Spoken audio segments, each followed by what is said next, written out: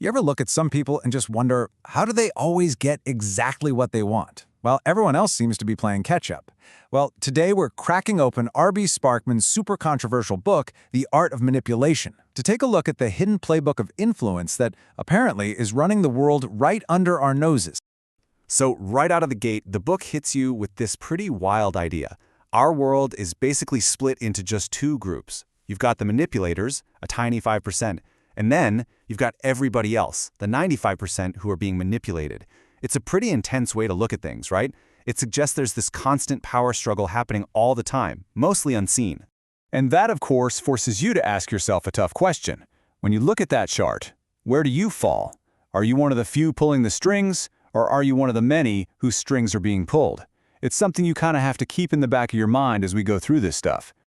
Okay, so to really get this, the book says we need to learn a whole set of hidden rules. And this isn't your typical textbook stuff. No, this is all about the street smarts of influence. Now here's what makes this so different.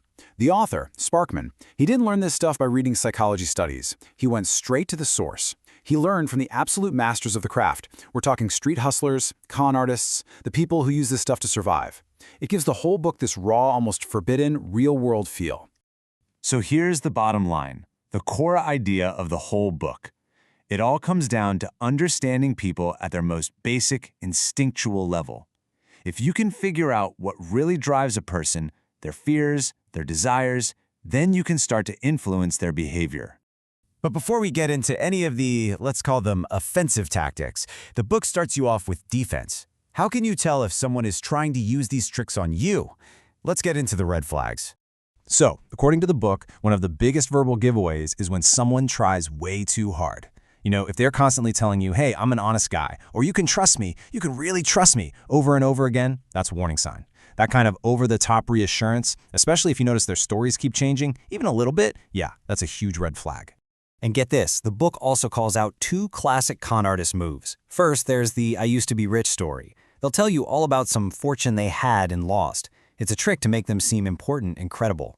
Second, watch what they focus on. A classic distraction technique is to obsess over tiny, unimportant details while totally ignoring massive, glaring problems.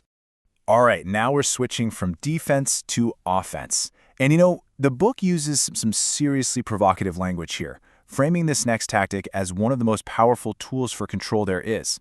The concept is called intermittent reinforcement. The book brings up this classic experiment where a pigeon gets a food pellet for pecking a button. If the food comes out every single time, the pigeon just pecks when it's hungry.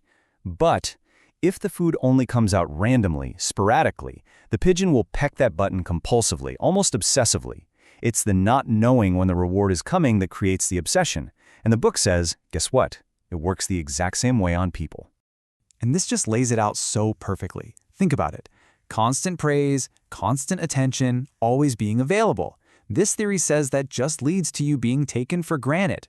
But unpredictable, sporadic rewards? Well, that creates a sense of obsession. It makes the other person constantly try to figure out what they need to do to please you and get that good feeling again. And the book breaks it down into this deceptively simple two-step process. Step 1, you give them the reward they want. Could be attention, affection, praise, whatever. Then step 2, you just pull it away. For no reason, suddenly and without explanation. This creates this void, this uncertainty that the other person just feels this deep psychological need to fill. So they start working way harder to get your approval back. So let's tie this all together with what the book calls the absolute core, the very essence of manipulation. This is the mindset that, it claims, can flip the power dynamic in pretty much any situation. This quote is from the con artist Hardy, who was the author's mentor. And that one sentence, that's the whole philosophy. It's all about projecting this aura of total independence. It's about truly believing and then signaling in everything you do that you don't need their approval, their business, or their attention. Yeah, this is the game of chess, not checkers. The whole strategic goal is to subtly, skillfully make them need you more than you need them.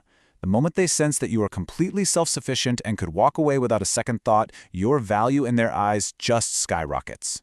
It all taps directly into that super basic human instinct. We want what we can't have, or what seems just a little bit out of reach.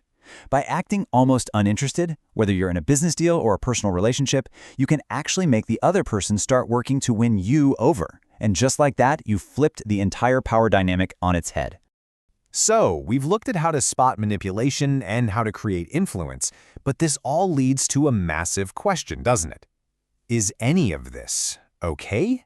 The book actually wraps up by tackling the ethics of this whole game head-on. Well, Sparkman's position is pretty clear. These tactics are just tools. That's it. Think of a hammer, right? You can use it to build a house, or you can use it to tear one down. The hammer isn't good or bad. It's the intention of the person holding it that matters. The book basically argues that by at least understanding these rules, you can protect yourself from people who want to use them for harm. And that's what it all comes down to, really. The book's final message is that this game of influence is being played all around you, whether you want to play or not. So, now that you've had a peek inside the playbook, you have to make a choice. How are you going to play?